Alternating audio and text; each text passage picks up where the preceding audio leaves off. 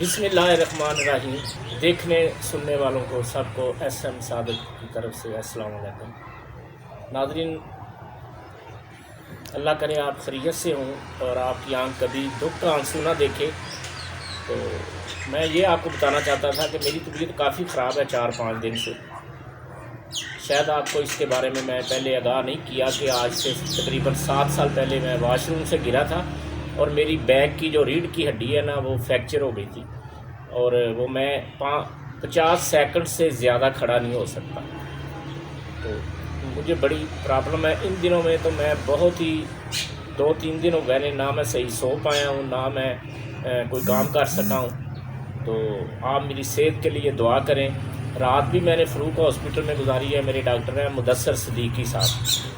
तो उन्होंने मुझे मशवरा दिया कि एक नई टेक्नोलॉजी आई है जो वो पीछे रीढ़ की हड्डी में एक सुराख करते हैं, सुराख करके उसमें वो नट लगाते हैं, फिर उसमें वो एक इंजेक्शन डालते हैं, उसके अंदर वो एक केमिकल डालते हैं तो वो एक जैसे लेंटर पड़ जाता है ना, वैसा हो जाता है। तो नाज़रीन, मैं रीढ़ की हड्डी का मामला है, मैं ये करना नहीं चाहता। तो आप मेरी सेहत के लिए दुआ करें। दुआ में वो ताकत है कि ये तकदीर बदल के रख देती है।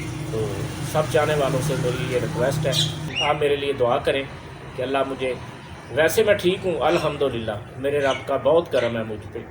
तो बस एक तो मैं रेस्ट नहीं करता, ये भी मेरी है प्रॉब्लम कि मैं चाहता हूँ कि हर वक्त आपके लिए कुछ पकाऊँ, कुछ आपको खिलाऊँ, कोई नई चीज़ करूँ। फिर नाते भी लिखता हूँ मैं रोज़ाना, तकरीबन 8 से 10 नाते मैं डेली लिखता हूँ। जो मेरी बेटियाँ बहनें आती हैं नाते रिकॉर्ड करने के लिए, उनकी पहली ख्वाहिश ही ये होती है कि आप हमें लिख के दें नाते। तो कुछ दिनों से मेरी तबीयत ज़्यादा ख़राब है। ये देखें, मैंने ना सारी वो बेल्ट लगाए हुए हैं आगे पीछे सारे ये। तो आज मैं अभी डॉक्टर से आया हूँ, तो मेरे बेटे ने कहा है आप मुझे छोटा सा व्लॉग कर लें ताकि चाहने वालों को पता चले। तो मैंने पिछले दिनों एक अंडों की रेसिपी की थी, 500 अंडे की। तो वो उसको तकरीबन 6-7 घंटे लग गया ना। आप तो देख लेते हैं 15 मिनट में या 10 मिनट में या 20 मिनट में, लेकिन इसके पीछे कैमरा मैन होता है, उसकी एडिटिंग होती है, उसके कलर होते हैं। ये बहुत एक लंबा प्रोसीजर होता है। जैसा कि हम नात रिकॉर्ड करते हैं तो उसको पहले लिखा जाता है, फिर धुन बनती है, फिर रिकॉर्डिंग होती है, उसके बाद फिर उसकी मास्टरिंग होती है। 8-10 घंटे एक नात के मास्टरिंग को लगते हैं। कैमरे पे उसको हम शूट करते हैं। जब उसकी शूटिंग होती है, वो क्रोमे पे हो या आउटडोर हो तो ज़्यादा टाइम लगता है, क्रोमे पे हो तो वो घंटे में शूट हो जाती है। लेकिन मेरे पास जो सिस्टम है उसमें 3 दिन 32 घंटे 40 घंटे लगते हैं एक नात को एडिट करने के लिए। क्योंकि मेरे चैनल पे आपने देखा होगा कि उसकी क्वालिटी बड़ी ज़बरदस्त होती है। तो हम जब उसको एडिट करते हैं तो उसमें कोई कलर नहीं होता, इसे कहते हैं रॉ शूटिंग। तो मेरे पास ब्लैक मैजिक कैमरे हैं, मैक प्रो का एडिटिंग सिस्टम है। डॉक्टर साहब ने कहा है मुझे कि आप ना कोई 1.5 महीना 2 महीने आप रेस्ट करें। लेकिन घर में बंदा कितना रेस्ट कर सकता है, आप भी समझते हैं। हम आर्टिस्ट लोग होते हैं, हमारा जो है ना इतनी देर किसी भी जगह पे नहीं बैठ सकता बंदा। तो मैं बेड पे कितनी देर रह सकता हूँ। तो मुझे सोने में भी बड़ी तकलीफ़ होती है। जैसे ये बेल्ट लगाए, पीछे भी लगी हुई है बेल्ट, ये भी है, तो बंदा नहीं सो सकता। तो अल्लाह आप सब का हामी और नासर हो। आप मेरे लिए दुआ करें। तो नाज़रीन, ये साग है, ये पालक है, ये कसूरी मेथी है पीछे, और ये मेरा गार्डन है छोटा सा। तो ये तमाम बूटे जो हैं ये सारे टमाटर के लगे हुए हैं। ये गुलाब है, और ये जो है ये मौसमी के पौधे हैं, वो भी मौसमी का पौधा है। ये खजूर है, ये नींबू बहुत खूबसूरत हैं, लेमन। तो अक्सर मैं अपने जो मैंने फ़िश बनाई थी उसमें भी यही नींबू मैंने इस्तेमाल किए थे। तो आप सबसे गुजारिश है कि मेरी सेहत के लिए दुआ करें और मेरे चैनल को लाइक करें, शेयर करें, सब्सक्राइब करें।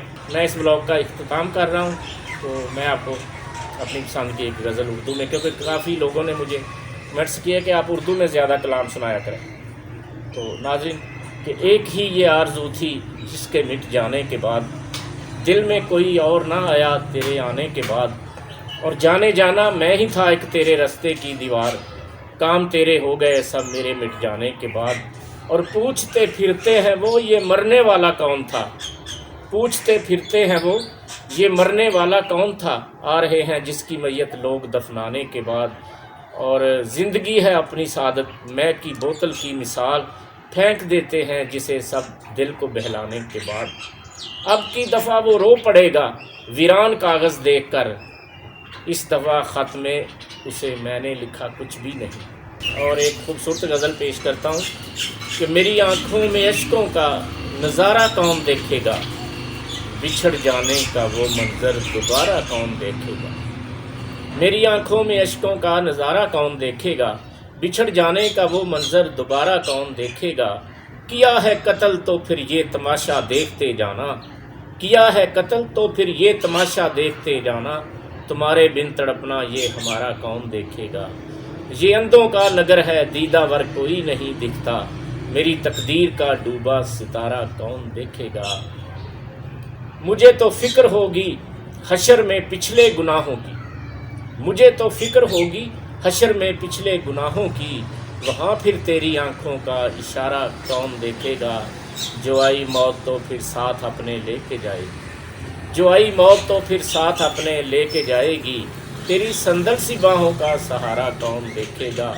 محبت کی گلی میں سب کے دل کچلے ہوئے دیکھے، پڑا کس حال میں صادق بیچارہ کون دیکھے گا۔ ناظرین، ایک پنجابی کی غزل ہے میری، مجھے یاد آ گئی کہ کٹھیاں جڑے بیتے ویلے بھلدے نہیں، پی گئے نے سوچاں دے گنجل کھلدے نہیں۔ کٹھیاں جڑے بیتے ویلے بھلدے نہیں، پی گئے نے سوچاں دے گنجل کھلدے نہیں۔ ہن تے ساری کھیڈ ہے سونے چاندی دی، ہن تے ساری کھیڈ ہے سونے چاندی دی، اج کل یوسف اٹی ساویں تلدے نہیں، تے لگیاں والے ہی بکی بکی روندے نے، لگیاں والے ہی بکی بکی روندے نے، ایویں کسے دے کدی بھی ہنجو ڈلدے نہیں۔ تے جڑے صادق سوچ کے لاؤندے نیوں کدرے، جڑے صادق سوچ کے لاؤندے نیوں کدرے، تیرے وانگوں در در کدی بھی رلدے نہیں۔ پانیاں دی جاگیر سنبھالی پھرنا وا، میں اجڑی تقدیر سنبھالی پھرنا وا، تینوں میری شکل بھی چیتے نہیں ہونی، میں تیری تصویر سنبھالی پھرنا وا۔ مار کے خنجر جیڑی لیک تو کھچیے، سمجھ کے تیرا چیر سنبھالی پھرنا وا۔ صادق اپنے ہاتھ دیاں ڈنگیاں لیکاں وچ روندی ایک لکیر سنبھالی پھرنا وا۔ بڑا خوبصورت شعر ہے۔ تو اجڑیں گی میں بھی اپنی بکل وچ دل ورگا ایک پیر سنبھالی پھرنا وا، تے سچ پوچھیں تے ہن میں اپنے پیراں وچ تیری بھی اخیر سنبھالی پھرنا وا، تیری بھی اخیر سنبھالی پھرنا وا۔ ناظرین، اس شعر کے ساتھ اجازت دیجیے، انشاءاللہ نئے بلاگ یا نئی ریسپی کے ساتھ جلد حاضر ہوں گا۔ آپ میری صحت کے لیے دعا کریں۔ اللہ حافظ۔